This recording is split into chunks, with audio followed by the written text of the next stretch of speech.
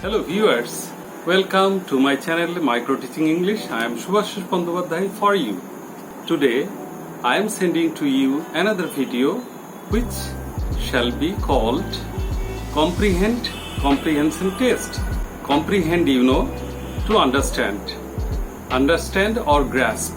A passage is given and some questions are set against it and the students or the candidates are asked to answer.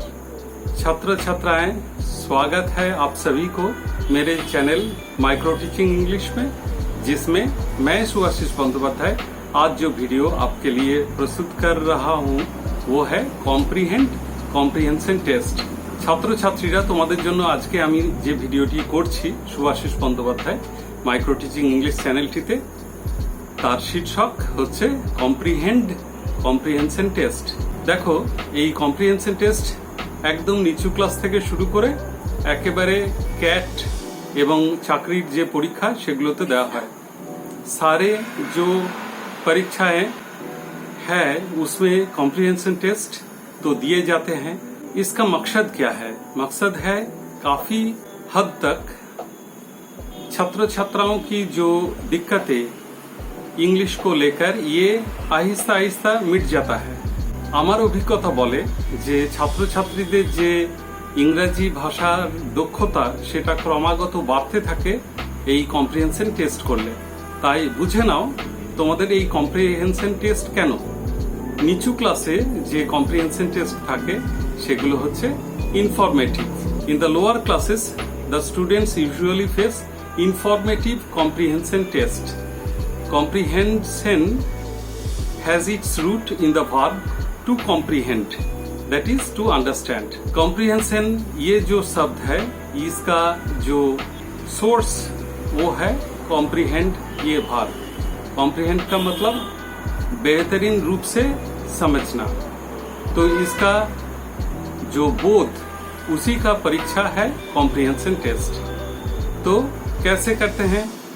In the lower classes, usually certain information is jumbled up and the students are asked to answer either by pointing out if a statement is true or false, and thereafter they are asked to support their answer by suitable sentences from the text।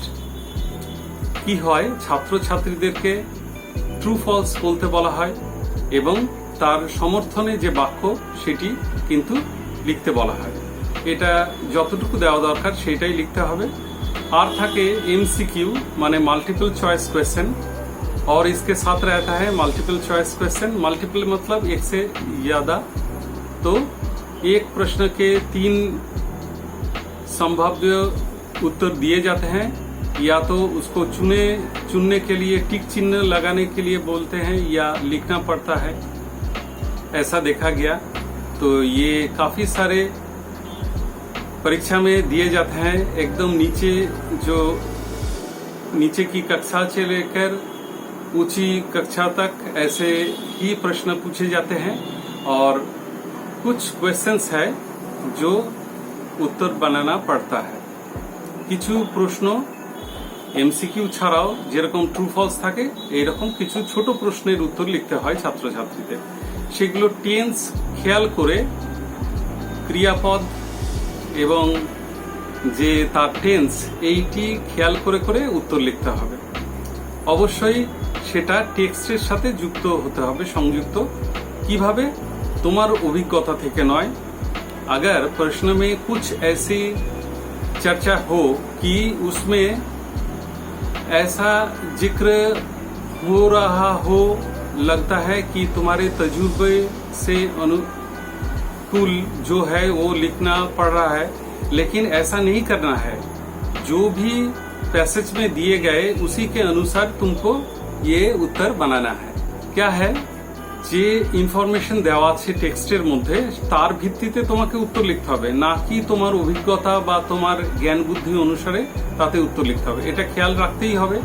At ICSE and such other lower classes, usually besides the prose pieces a poetic passage is also set for answering, and the students are asked to respond suitably. You have to go through it meticulously and find out the answers. Often it is given with only a subtle hint, and that have to be comprehended out of the text. কি বলছি আমি, ICSE তেও এইরকম pros passage ছাড়াও poetic passage থাকে। সেখানে দেখা যায় যে সিবিএসইর ক্ষেত্রেও এরকম আছে যে প্রশ্নের কাব্যিক যে অংশ তার উপরে প্রশ্ন করা হয়। বুঝতে হবে যে কোথায় কি তথ্য রয়েছে, খুব সূক্ষ্ম তার ইঙ্গিত থাকে কোথাও, সেগুলো বুঝতে হবে। অনেক সময় এই যে টোটাল যে পরীক্ষাটা, এটা তো খুব সাধারণ ইনফরমেটিভ কম্প্রিহেনশন টেস্ট, কিন্তু দেখা যায় যে এছাড়াও রয়েছে analytical comprehension test. In the classes beyond class 12, even above, you have to answer certain analytical answers, and those will be set with the idea of acumen which is demanded from the candidates or the students. সূক্ষ্ম বুদ্ধির প্রয়োগে বা অঙ্কের বিশ্লেষণে কিছু উত্তর দেওয়া হয়, প্রশ্ন ঠিক করা হয় যেগুলো তোমাদের লিখতে হতে পারে। তো সেখানে খুব ছোট ক্যালকুলেশন বা অ্যানালিসিস প্রয়োজন হতে পারে। ক্যাট, ডব্লিউবিসিএস এবং অন্যান্য যে ম্যানেজমেন্ট ট্রেনিং, অ্যাডমিনিস্ট্রেশন, এইসব পরীক্ষায় এই ধরনের কোয়েশ্চেন্স থাকে। তাতে সেট থিওরিকে ব্যবহার করে যারা সেটের অঙ্ক বা অন্যান্য যে বিশ্লেষণ শিখেছ তার সাহায্য নিয়ে এটা করবে, তোমাদের অবশ্যই উপকারে আসবে। অঙ্কের ক্ষেত্রে যেমন সেট থিওরি ব্যবহার করে শতকরা বের করে নেওয়া যায় হিসাব করে বিভিন্ন তথ্যের, সেই রকমই ইংলিশের ক্ষেত্রেও হবে। অনেক সময় দেওয়া থাকে প্রশ্নের শেষে কিছু কথা যেগুলো কিন্তু নজরআন্দাজ করা দরকার নেই। कुछ ऐसे विषय भी चर्चा में आ सकता है जो कि एकदम पैसेज के नीचे दिए जाते हैं, जिसका जिक्र एकदम अंत में होने के कारण छात्र छात्राएं नजरअंदाज कर जाते हैं। लेकिन ये ठीक नहीं, बारीकी से पढ़ना है और उसके अनुसार उत्तर लिखना है। कुछ एनालिटिकल पैसेज में आपको एक डिस्कशन ऐसी भी मिल सकता है जिसमें थोड़ी सी दिमाग लगाने पर आपको ये उत्तर आ जाएगा। तो ये था मेरा एक छोटी सी डिस्कशन, लेकिन इसके साथ ही साथ मैं ये कहना चाहता हूँ मेरे तजुर्बे के अनुसार कि अगर बच्चे अच्छा अंग्रेजी सीखना चाहे तो कॉम्प्रिहेंशन उनको जरूर कराया जाए। যদি ছাত্রছাত্রীরা ভালো ইংরেজি শিখতে চাও, আনসিন কম্প্রিহেনশন তোমরা লাগাতার করতে থাকো, এতে তোমাদের ইংরেজির ক্রমিক উন্নতি হবে অবশ্যই। अगर ये ठीक से किया जाए शुरू से एकदम एग्जामिनेशन तक, तो मुझे पूरा उम्मीद है कि बच्चे जरूर इसमें अच्छा सफलता प्राप्त कर पाएंगे। और I hope the students will be benefited out of my brief discussion of this video, comprehension test.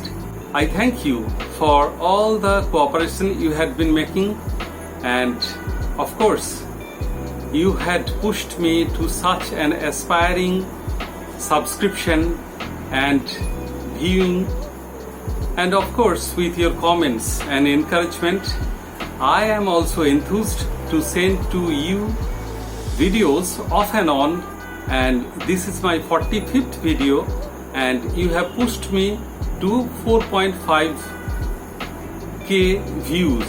Thank you all my viewers and the kind cooperation you had been making from the beginning till now. I hope you will keep your help on as usual and also benefit yourself, and if you like, you must like, share, comment and subscribe. Thank you, my viewers. Have a nice day.